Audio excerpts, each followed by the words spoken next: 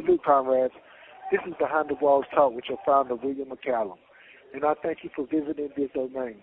I'm here to give you an insight into the minds and hearts of those incarcerated that have been deemed voiceless. Well, this is where their voice and stories will be told for those of you who are concerned with human beings that are in prison for the mistakes they have made and for some of the injustices that were committed against them. Resolutions for reform is the goal and objective looking to be obtained. Now step into our world. Welcome to Behind the Walls Talk. I have with me today a guest. This call is from a North Carolina correctional facility. And with this guest, I want you to keep in mind, like, what does rehabilitation look like? What does rehabilitation mean to the North Carolina Department of Adult Corrections? Because this guy right here is the perfect example of what rehabilitation is to me. And it should be to you as well. Because this guy right here has one good story that I'd like for all of you to hear. So, without further ado, tell the listeners, my brother, what's your name and where are you from? This call is from a North Carolina correctional facility. My name is Barry Mintz, and I'm from Wilmington, North Carolina, man. And what were you convicted of, and how much time did they give you, Barry? I was convicted of first-degree murder, and they gave me life without parole. Life without parole. How long have you now been incarcerated? February was 20 years. 20 years. Hey, I would like to ask you a question. Just going to your personal feelings and your experience of when you was first convicted. Like, what was that feeling that ran through you when you were convicted? Like, when did that realization come to you that they gave you life without parole? I don't think it really hit me until I got back to the county jail. It was almost like I was in denial, you know, that had just happened. And then when they took me back to county jail and put me in a holding cell and didn't let me go back to the block, that was when it hit me. You know, they're packing my stuff up and I'm getting ready to go to Central Prison. What have your experience in prison been like since you've been incarcerated?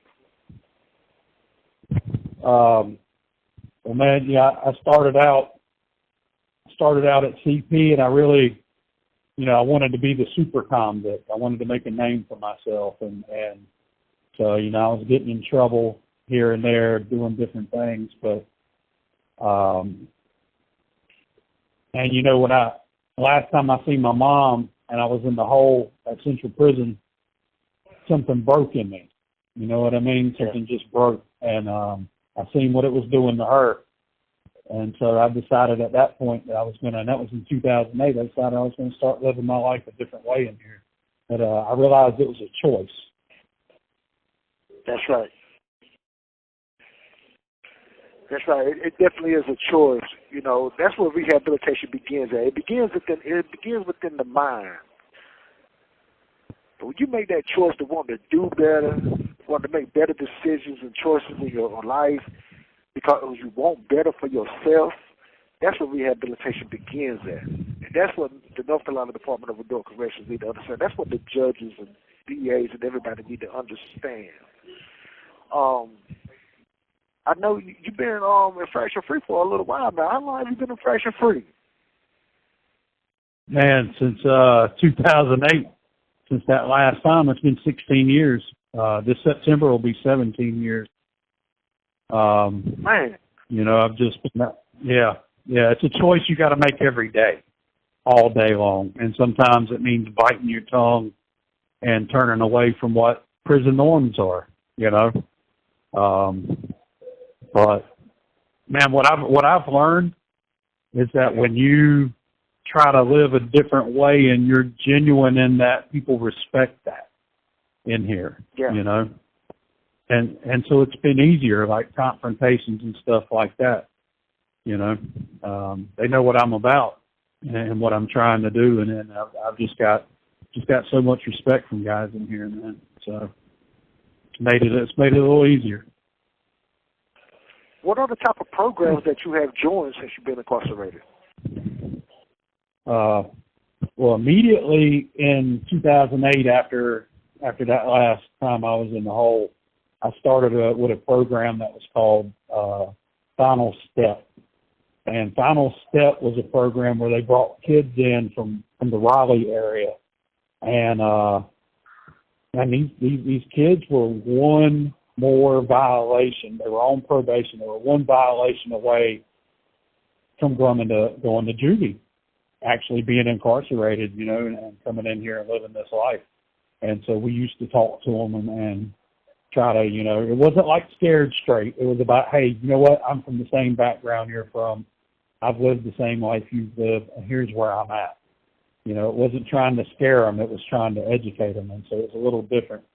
But, man, I've been a peer counselor with the DART program from 2009 to 2011. I worked training dogs with two different programs. Pender Correctional, I trained dogs with the Positive Partner program. I trained dogs with Pamlico. And now I'm with the North Carolina Field Ministry program. I'm a field minister. I graduated in 2021. Okay. And you still do something within the prison ministry, right? Like, what is it that you do for the prison ministry as of today? So as of today, what I do is we got 4 different units here at Nash Correctional, and I go to all. This call is from a North Carolina Correctional Facility. I got 26 guys that I meet with regularly in counseling or discipleship relationships. I teach Thinking for a Change twice a week here on Tuesdays and Thursdays. Go to special management housing to visit guys that are back there who, and a lot of times guys are like sitting back there and they got plenty of time to think. They say, hey, you know what? Yeah, I'm tired of this. And so that's a perfect opportunity to give them another option to make different choices. This call is from a North Carolina Correctional Facility. But I was also kept here. Most field ministers deploy, but there were 4 of us that were kept here because we worked with the college also. So I also do writing center consultations. I do tutoring. I teach a class for the summer, during the summer, for incoming freshmen, study skills. I teach how to learn, because a lot of guys coming into this is a 4-year college program. It's the real deal. Like, you're writing papers, you're having to give presentations. This college has the same accreditation as Duke and Chapel Hill and NC State. It's got the same accreditations. And so I also work with these guys, and I have a mentorship role, because I'm trying to help them understand that the degree is just the means, but the end is the ministry. It's going out and trying to help guys. And we're trying to change prison culture. If it's one man at a time, one wing or one block at a time, that's our goal. That's right. That's right. I like that. Hey, a little bit more about yourself. Like, where are you at spiritually within your sentence today? Because I know you've been denied your MAR, your pills, and everything. Like, but where are you at spiritually within your sentence today? Now I'm gonna tell you. So, I'm hopeful that things will change, but I'm not dependent on that for my hope. I have a purpose in my life, and that gives me meaning. And so every morning I get up around 4:15 to 4:30, and I pop out of bed ready for my day, because I've got so much in front of me. There's so many guys who are going home in a year and don't have a clue. There's guys going home next week. And then I've got guys who are gang members who want to transition out of that, who are trying to, want help with that. I've got other guys who've left the gang life, but they don't know how to live the civilian life. And so I'm trying to help them navigate that. What does that look like? And so, man, you know, I'm at peace. I'm at peace. Yeah, Viktor Frankl wrote that book, Man's Search for Meaning. He was in concentration camp in Auschwitz and a bunch of different places like that. And it's helping others. You know, that's what it's about. It's about once you come to that certain place to where you realize, hey, you know what, this isn't the life I want to live anymore. It's about finding other guys that are there also. And, you know, and spiritually, man, that puts a smile on my face every day. So, you know, that's just what I do. And I'm going to keep doing that until they say, you know, I can go. Now, of course, like they say, hey, Mintz, pack your stuff, you're gone. Hallelujah. Let's go. You know what I mean? I'm ready. That's right. That's right. Until that day, you know, it's about what's in front of me and just keep doing this because you can't do a life sentence in a day. You know, I wrote a piece for a newsletter for lifers and for people on death row. They actually just included lifers. It's been around for 20 years. It's called Compassion, and it's out of Ohio. I used to be assistant editor for the lifer section. And it was called You Can't Do a Life Sentence in a Day. And it was about the idea that when I was at Central Prison, I was working out one day, and this guy, Cole, walks up to me, and he's like, hey, man, what's up? And I was just like, nothing, man, just working out. And my buddy Jimmy, he gets mad, and he just starts blasting on me, talking about, man, why you always so happy, Pop? Why you always so happy? He said, you got a life sentence. I said, well, do I got to do it all right now? And he said, what? And I said, do I got to do it all right now? Because that's not possible, man. You know, I'm just going to do what's in front of me. And that's working out. It's my set. Spot me. Let's do this. And he never thought about it that way. You know, I can't live in the future. I only have the present and what's in front of me, and that's what I got to do every morning. Hey, man, those are powerful words that you're saying right now, man. I really appreciate this, man. I'm going to ask you another question. Do you have moral and mental support from someone in society? If so, who are they, and what would you like to say to them? Oh, yeah, man. You have 60 seconds remaining. Yeah, my mom. Excuse me. What do you call that? Okay. Excuse me. We're going to get back to this question as soon as Behind the Wall Talks continues. Okay, now we're back to Behind the Walls Talk. Hey, Barry, I was asking you a question. Do you have moral and mental support for someone in society? If so, who are they, and what would you like to say to them? Yeah, man, my mom, she's been there with me this whole time, you know, and like she told me one time, if I ever got arrested, if I ever got locked up, then that was it. She was never going to see me. Man, as soon as she figured out how to come see me, she came and see me every week for the 2 years I was in county and every week while I was at Central Prison. So for 5 years straight, she came and see me every single week. And even though I couldn't even give her a hug or anything because we were behind the glass at CP and in county jail. So it was 5 years before I got to actually physically embrace my mom, man. And that was pretty awesome. But she's been there for me the whole time. You know, I got some friends, and they were some of the younger guys in my neighborhood. They weren't even the guys my age. Most of those guys, they've died from overdoses and different things like that. But, man, these guys, they've been holding me down for sure. This call is from a North Carolina correctional facility. Yeah, they paid for my lawyer to do the clemency back in 2023. So, you know, these guys, Jeff Britt and Jason Canapo and Jason Fannin, man, they've really been there for me. But, man, my wife, last but not least, man, we just got married in December of 2023. But yesterday, thank you, yeah. We had our first year wedding anniversary last year, but yesterday was 3 years since we said, hey, you know what? This is crazy, but we want to give this a shot, you know. So March 18th was the 3-year anniversary yesterday, man, of her saying, you know what? I know what's involved.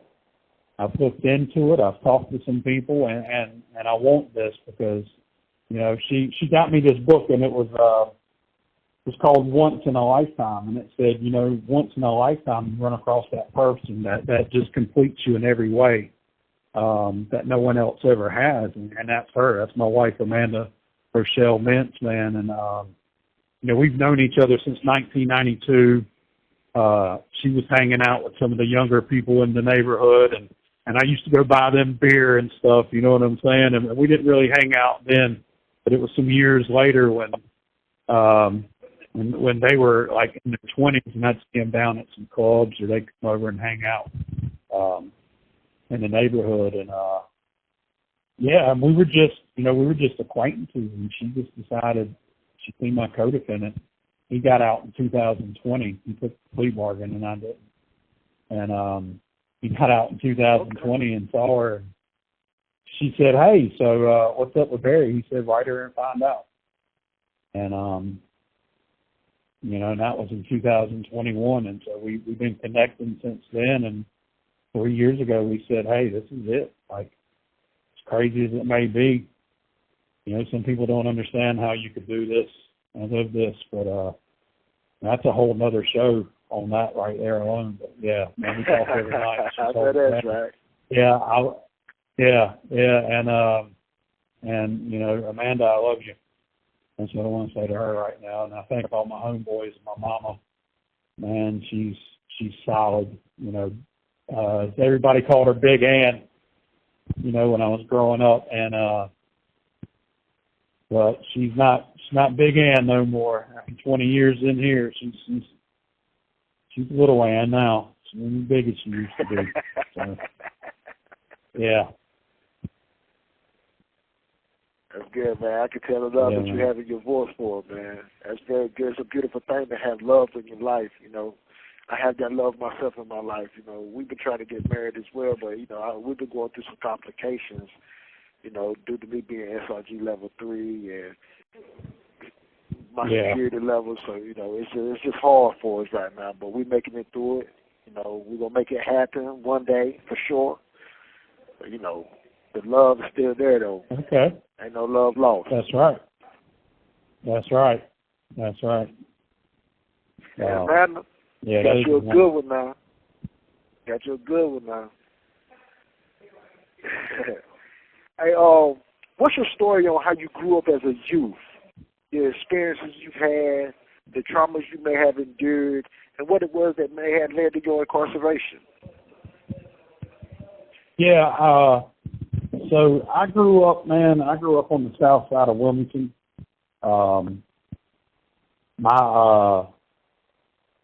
Before my father left, I didn't meet my father until I was 21. But before he left when I was 18 months old. And before that, we lived in it's a low-income housing on the south side. Man, I grew up in the hood. And it was called Lake Village back then in Wilmington. And then we ended up moving just down the road. This call is from the North Carolina Correctional Facility. To these, you ever been over there and been on the south side? It's these center block apartments, man. They are just painted center block, and that's where Mom still is to this day. It's low income housing. You know, so I grew up around the streets. I grew up around, you know, a lot of different things. Now, up till I was about 12 years old, though, you know, we were in the church, and I was focusing on that. You know, I didn't have any white friends early on because of where I lived, and you know, you're talking about back in the 70s, things were a lot different than they are now. And so I was considered a race traitor to some people at a very young age, man. It was crazy. I didn't even, what is that? I don't even know what that means, you know. But then like later on, around third grade, when we started learning about, you know, slavery and things like that. Like I wasn't welcomed by my friends anymore. It was things started to change. You know, and here's one thing I've learned about kids. This call is from the North Carolina Correctional Facility. No matter what, this is just my observation. You know, I'm not saying this is a universal truth, but I believe this is what I've observed and experienced is, you know, we observe differences. Kids, you know, we all played. We like to ride bikes, man. We like to, during the summer when it was hot, we would get the water hose out and play with the water. You know what I mean? When the ice cream truck came, it didn't matter what you looked like, what race or whatever. You was running home to get that 50 cent to get that cone. You know what I'm saying? Like it didn't matter. But hate is something that's taught, and that's something that I learned is that it don't matter where or whoever, hate is something that's taught. We don't, I didn't have that. Yeah, I didn't have that, you know, until got to a certain age. And so, and there was a time where I was a loner. You know, it was a time where I was a loner. I was on my own. I did my own thing. And then I started going to junior high school. And when I got there, man, there's a bunch of kids I ain't never met before. They don't know where I'm from, don't know nothing about me. So, you know, like most of us, I used it as an opportunity to reinvent myself. And, I mean, that was the first time I ever really had any white friends. And I walked in the bathroom and they're smoking a cigarette. And they see me, they don't know who I am. They're like, yo, man, are you cool? And I'm like, no, I'm the church kid. You know what I'm saying? I'm like, yeah, I'm cool. I don't even know what that means. So immediately I have to start smoking a cigarette. So I started drinking regularly and smoking weed around 12, 13 years old. By the time I was 16, I was doing cocaine, acid. And I used to joke and tell everybody I've only smoked crack once. It was from 1991 to 1998. So, you know, I was out there, man. I was out there on doing all kinds of drugs, partying, you know, experienced all kinds of different levels of abuse as a kid, from babysitters and, you know what I mean? Yeah, I know you probably heard of the ACEs. There's like 10 of them. I probably got 7 of those. Yeah. You know, I never had a parent that went to jail or anything like that. They didn't use alcohol or drugs. But, man, yeah, it was crazy. You know, it was crazy. It was wild. It was wide open. I had to grow up quick. I wanted to be a tough guy. You know, I wanted to be respected. But I think more than that, I wanted to be feared. So, you know, I created an image in my mind of who I wanted to be, and I tried to be that. I don't think I was ever that. You know, it was out of a desire to be accepted. It was out of a desire a defense mechanism, you know. If you're weak, you're a mark. And I didn't want to be a mark. You know, because if I become a mark, my family's a mark. And so, you know, I did everything I could to try to create that persona, you know. And when I was about 18 years old, 17, I hooked up with this girl from the rich side of town, and she started changing things about me. I was actually engaged to her. She made me get my GED. I started going to community college, quit drinking, quit doing drugs. She was a year ahead of me. She ended up getting into the University of Alabama. So she took off, and as soon as she did, I went back to what I knew. I went back to the street.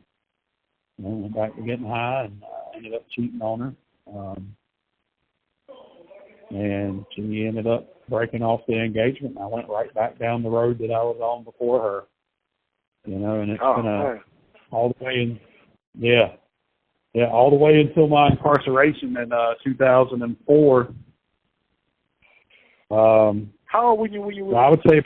How old were you? You have 60 seconds remaining. Say that again. When you were convicted? 30. I was 33 when I was convicted. I was 31 when I got locked up. Okay. Yeah. I got some more questions for you, and you can continue to tell me your story and everything. As soon as Behind the Walls Talk, we'll continue. Welcome back to Behind the Walls Talk with my main friend, Barry. Hey, Barry, I'm going to ask you something, man. I know you was part of the Final Step program. So at this moment, I would like to ask you, like, what is it that you would like to say to the youth out there now that are being misled and find the life of crime intriguing? Yeah, man, well, first, that I was there. I get that. You know, it looks glamorous. You know, we're told from so many places that this is all you're ever going to be. We're told by the people that were misleading us, this is all you're going to be, but it's not all you can be. You can be so much more, man. I go back to the idea of a choice. It's a choice you make every day, and it's easier. You know, it's a lot easier, and there are opportunities that are. This call is from a North Carolina correctional facility. There are opportunities that are being taken away from different people just because of the way they look, because of the color of their skin, man, and that's not right. But at the same time, there's a lot of things we can do. You know, we can overcome these things.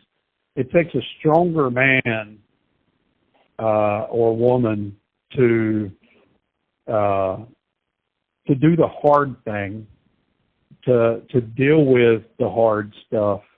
And this call is from a North Carolina correctional facility. You know, selling drugs, running with gangs. You know, you feel like you have this security. You feel like you have safety. You know, I was never part of a gang, but the way my neighborhood was, we might as well have been. I mean, it was all about looking out for each other and protecting each other, and you know, we shared everything we had. And, yeah, exactly. And so, you know, the gangs we did have in Wilmington, the Port City Crips and some of those guys, you know, they called us Southside. That's how they looked at us, or LF, because we were from Lake Forest, but that wasn't, you know, but that was what it was. It was about that, you know, that protection and everything. But guess what, man? That protection only lasts so long. You know, it's like, that's not realistic. It's not realistic to live that way continuously. And I see so many guys in here, you know, behind these walls that are in their 30s and 40s going, I can't keep doing this. I wish I wouldn't have done this.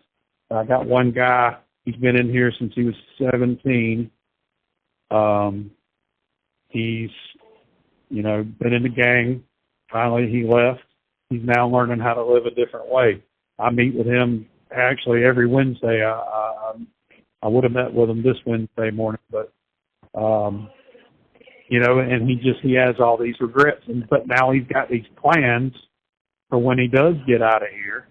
You know, he's turning 38 next week, and he's got 5 more years to go. And he wants to go get the tattoos taken off his face. Like he's got all these plans for becoming a chef. Like it's harder, you know, it's a lot harder, and having to go out there and make choices and live a different way.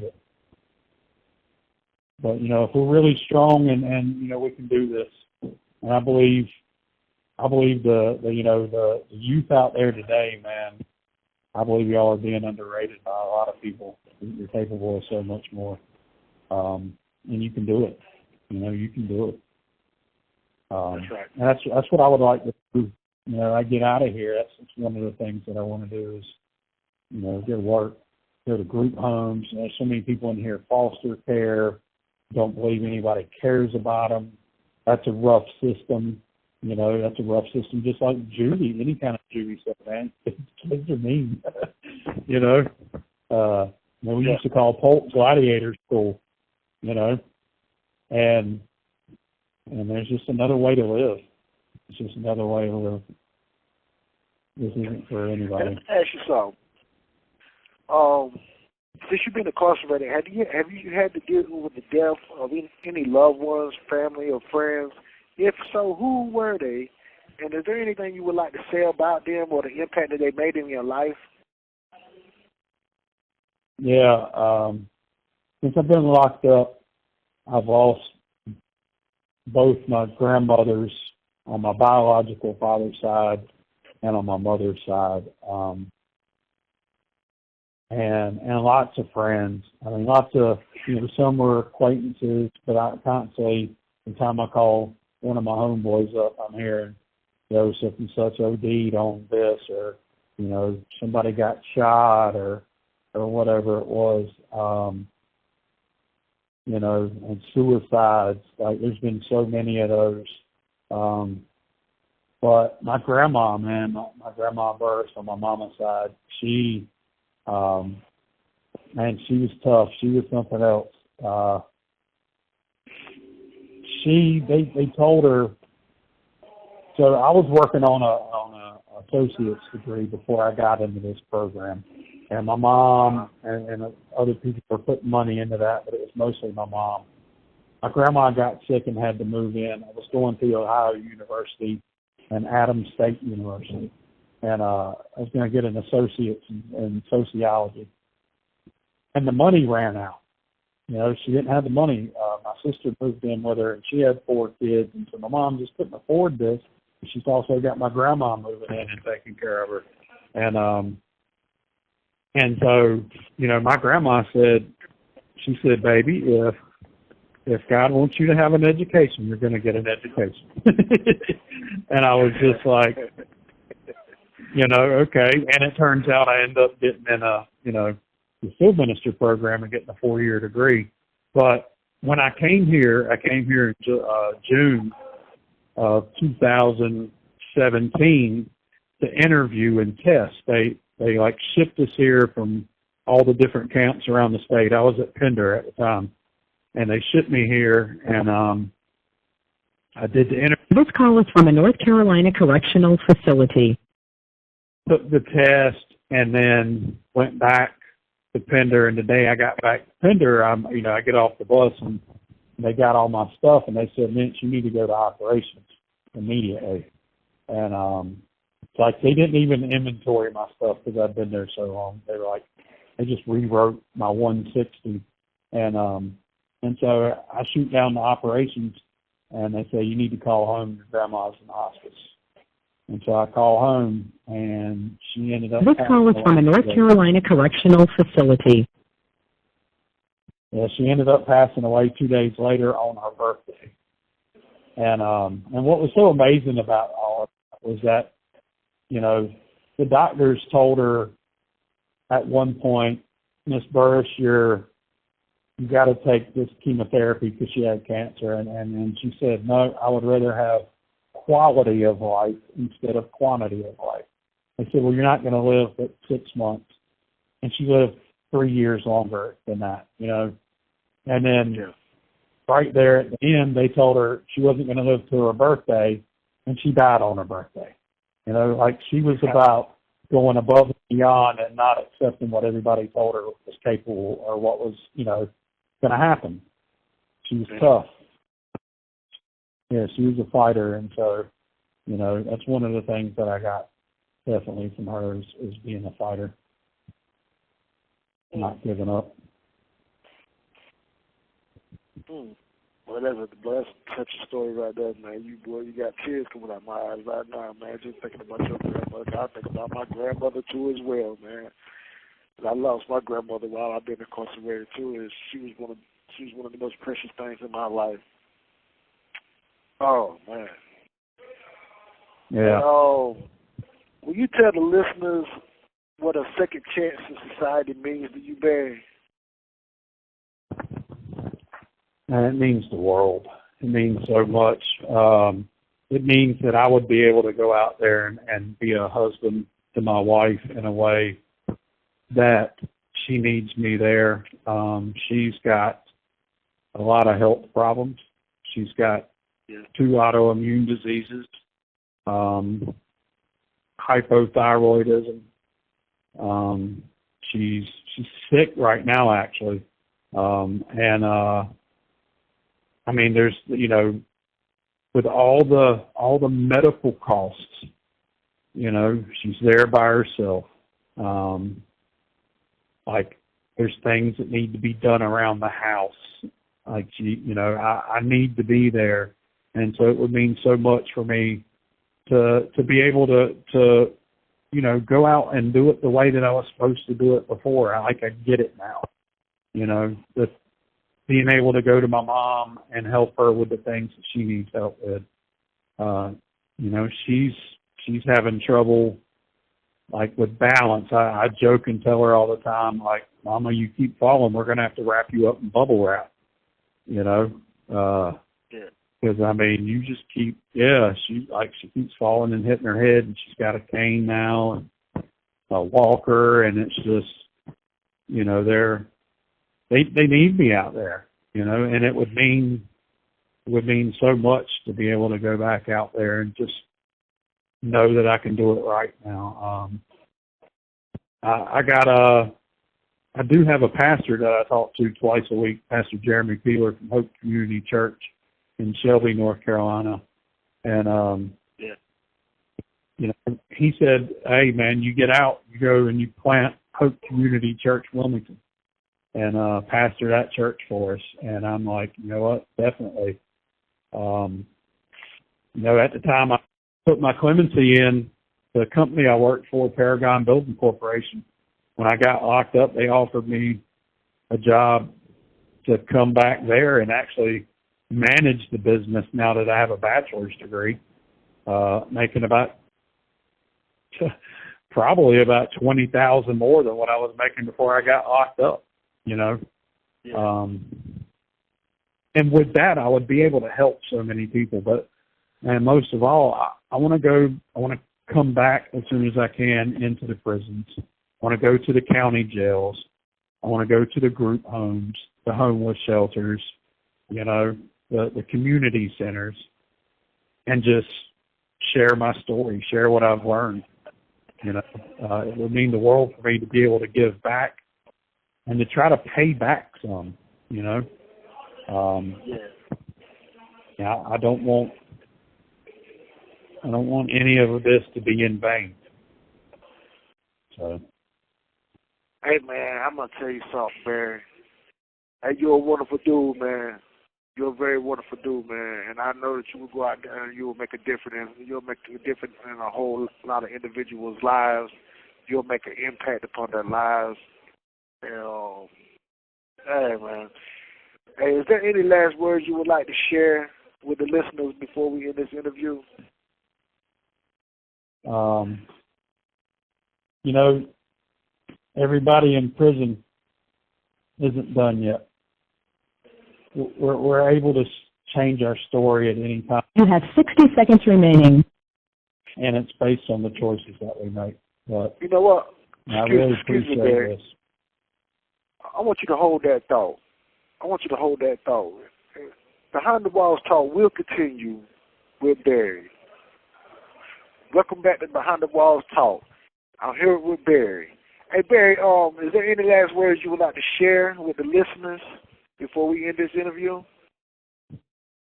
Yeah, you know, and for those of us that are in prison, you know, we're not done yet. This isn't it. It's not all that we can be. Everyone is able to be redeemed. You know, everyone's able to be rehabilitated. You know, it goes back to those choices, but back, I want to say 14 years ago, 12, 14 years ago, somewhere around there, I read this quote by George Eliot, who was an author in England back in the 1800s. And she had wrote that it's never too late to be what you might have been.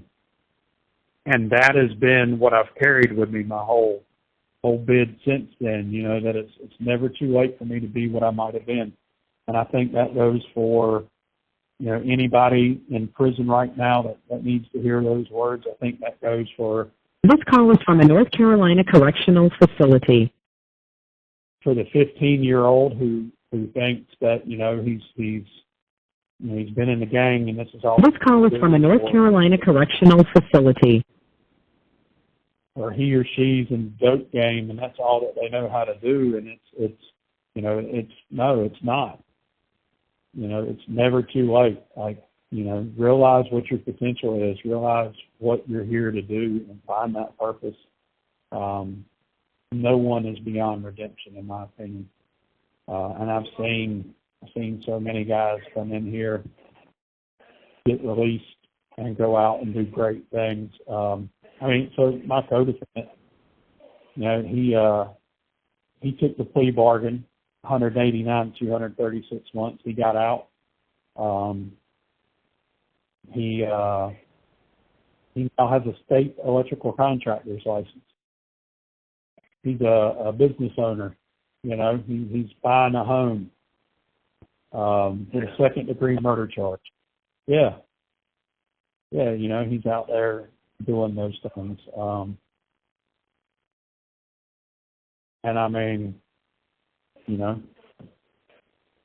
Come all you can. Hey, Barry, I thank you so much, man. This was definitely a wonderful interview. I appreciate you, man. I appreciate your time. I appreciate your words of wisdom.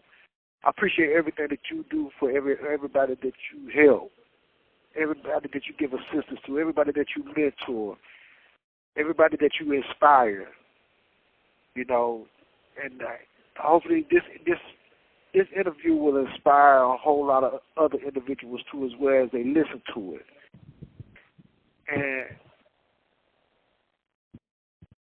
with what you're doing, you are definitely the true meaning of rehabilitation, because you have changed your whole way of thinking. And you're actually taking action into everything that you're saying and doing in life. You're 16 years infraction free. You've done the Final Step program. You've done the ministry program. You're mentoring. You're teaching, thinking for a change. You're the one teaching, thinking for a change.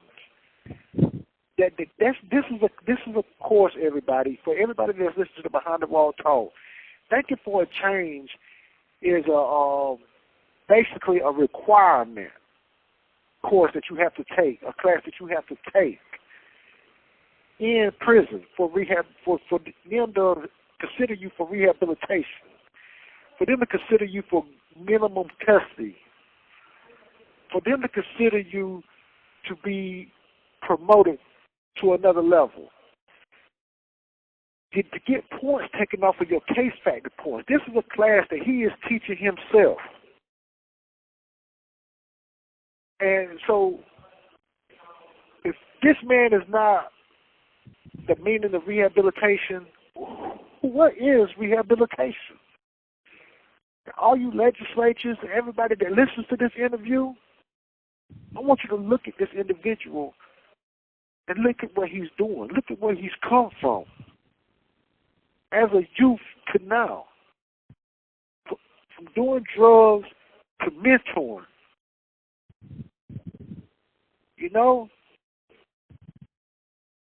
He understands the mistakes he made in his life, and he's overcome all that. He changed the way he thinks, and I applaud him. I applaud him very much. So everybody that's listening to Behind the Walls Talk, man, this is Barry. He's a great dude, and I applaud him for everything that he's doing in life right now. And he deserves to be out there in society with his family and with his community and everybody that he wants to make an impact upon their lives with. So thank you, Barry, man. I appreciate the interview. I wish you. I appreciate the opportunity. I'm going to fight for you. We're going to fight for you.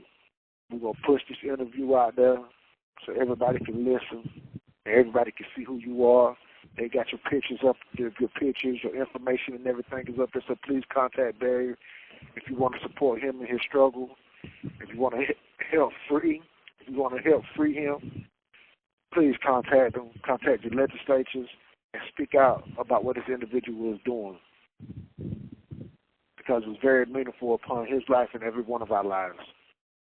This is Behind the Walls Talk. Peace.